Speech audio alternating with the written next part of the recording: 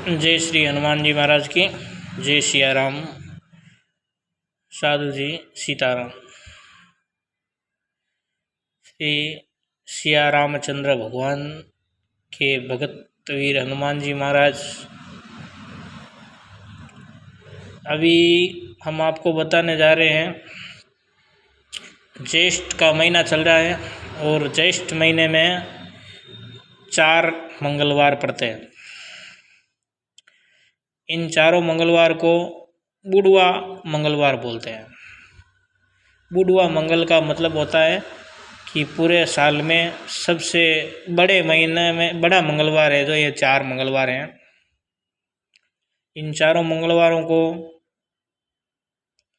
जिन लोगों पर मंगल दोष जो मांगलिक है कुंडली में, या मंगल का प्रभाव है, शनि का प्रभाव है, या किसी का व्यापार में घर में सुख शांति नहीं है, व्यापार भी कम है, जो अत्यधिक दुखी रहते हैं, उनके लिए इन चारों मंगलवार में हनुमान जी की विशेष आराधना करके अपने जीवन को सुखी कर सकते हैं।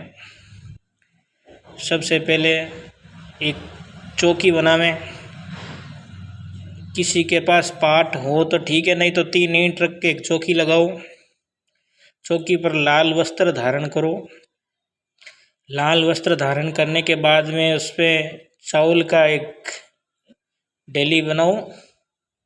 उस पर मिट्टी का कलश, उस पर नारियल लाल कपड़े में है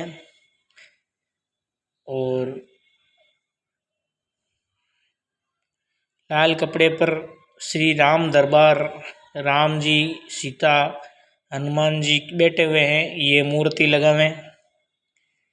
मूर्ति के आगे मिट्टी का कलश है। इस कलश के ऊपर लाल कपड़े में नारियल और 5 लौंग और 5 इलायची रख कर गांठ बांध कर ऊपर रख देवें। कलश में गंगाजल, गौमूत्र, शुद्ध जल, एक 5 रुपये का सिक्का, एक बड़ा सुपारी डाल देवें। और एक कलश जिसमें केवल पानी रखें, वो आचमन करने के लिए रहता है, और हनुमान जी के पाठ के ऊपर रख दो। इसको भी आप हनुमान जी को भोग लगाना है। इन 5 मंगलवार में आपको मिट्टी रोटी का भोग लगता है। देसी घी और गुड़ से बना करके रोटी हनुमान जी को भोग लगावें। आप चाहें तो इमरती का भी भोग लगा सकते हैं, लड्डू का भी भोग लगता है हनुमान जी को। किसी के पास कोई उपलब्ध नहीं हो तो गुड़ और चने का भोग लगा सकते हैं। उसके बाद हनुमान जी को देसी घी का दीपक जलावें और एक चमेली का तेल का दीपक जलावें। अगरबत्ती लगा करके धूप वगैरह करके हनुमान जी महाराज के सामने बैठ के हाथ में जल लेकर के चावल और पुष्प लेकर संकल्प लेना है। आपकी जो परेशानी है उसमें आपको नाम पता बता करके आपकी परेशानी बोलना है। परेशानी बोलने के बाद में आपको 3 बार हनुमान चालीसा का पाठ करना है। 3 बार हनुमान चालीसा का पाठ करने के बाद में आपको हनुमान जी महाराज की नारियल की जोत करनी है। नारियल जोत करके उसमें धूप वगैरह डालना है। धूप वगैरह डालने के बाद में हनुमान जी महाराज को आरती करनी है। आरती में 2 लौंग के ऊपर कपूर रख के आरती करें। कपूर से ही हनुमान जी की आरती करें। और उसके बाद में हनुमान जी महाराज की आरती करने के बाद में हाथ में जल लेकर के वापस संकल्प करना है, हे हनुमान जी महाराज, मैंने अपने दुख की व्यथा आपको बताई है, अब आप ही जाने क्या करना है क्या नहीं करना है, मेरी नैया को पार लगाना। ऐसा करके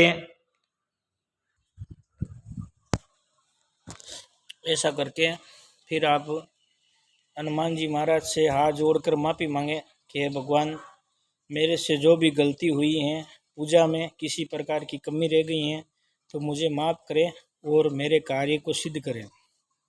इसके बाद श्री राम जी का नाम लेकर के सीताराम सीताराम करके हनुमान जी के सामने राम जी का नाम लेवें। राम सीताराम हरे कृष्णा का नाम लेवें।